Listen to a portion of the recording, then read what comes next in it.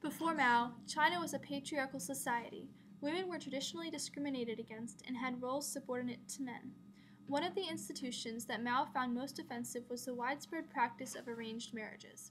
This practice was particularly common in rural China and was essentially a financial agreement between families. It was a common practice for wealthy men to keep concubines, along with their wives.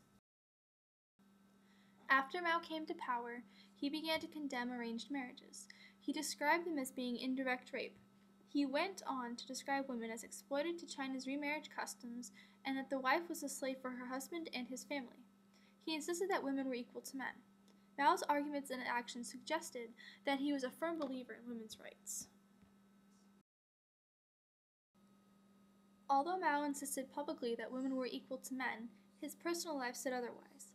According to some historians, Mao tended to either use women or patronize them. He was known as a notorious womanizer.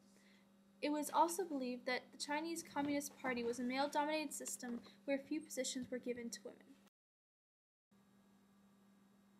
Ding Ling, an intellectual and one of China's leading feminist writers, described Mao and the CCP as hypocrites. She commented that Mao and the CCP lived comfortable lives at Yunnan and exploited the women who worked for them.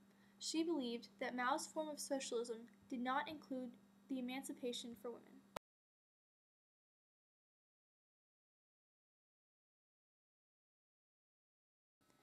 In 1950, the People's Republic of China introduced new marriage laws.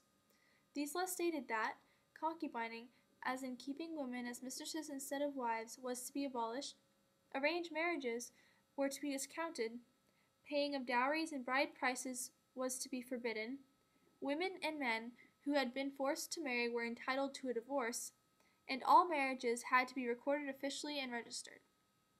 Through these marriage laws, women were able to divorce and remarry numerous times. However, this threatened to be a problem to the society of China. Therefore, a special clause was added to the PLA regulations, giving soldiers the legal right to overrule their wives' plea for divorce.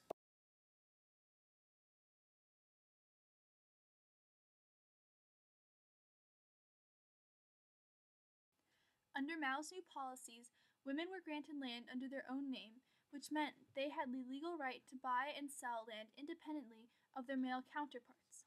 The life in the communes brought women the one advantage that they no longer had to find food and prepare it for their families, since everyone had to eat in the mess halls. Despite the advantages of working the communes, the disadvantages were far greater. Women were now called on to do the work of men. From 1940 to 1976, the proportion of women working on the workforce increased from 8% to 32%. The work in the communes also further ingrained prejudices against women.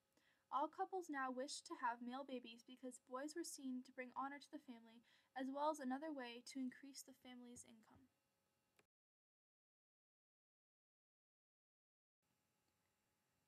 Peasants in rural China believed that the new marriage laws interfered with the established ways of life. The idea that females were inferior to males was strongly adhered to in the rural China. According to Chang Zhen, the representative of the All China Women's Federation, claimed a woman is treated as a man's possession. Restrictions on women still remain throughout China. Song Qingling, one of the few women to hold a high position in the PRC government under Mao, complained that the Communist League colleagues did not treat her as an equal and did not accept that women comrades could play key roles in governments and party. According to Qingling, during Mao's reign, women only made up 13% of the membership of the Communist Party.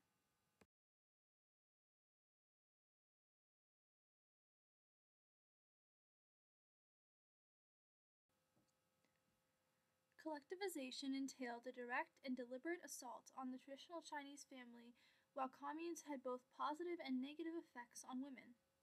Women now had the ability to be freed from the family ties that had previously restricted them. On the flip side, women were now detached from their traditional moorings. Women also suffered more than men in the 1958 to 1962 famine. It was impossible for women to remain as the providers for themselves and their children. Women offered themselves for sex in return for food. The CCP encouraged these women and was involved in the spread of prostitution. CCP workers Anufa set up a series of brothels reserved for special use by party members. The Cultural Revolution had a huge impact on women in the family. Traditional nuclear family fell into one of the categories of the four olds. Therefore, nuclear families were no longer popular. Instead, communes were the appropriate form of living in China during Mao's reign. Although the policies towards women in China changed during Mao's reign, their effect on the majority of the Chinese population was superficial. The attitudes and biases that people had towards women remained the same.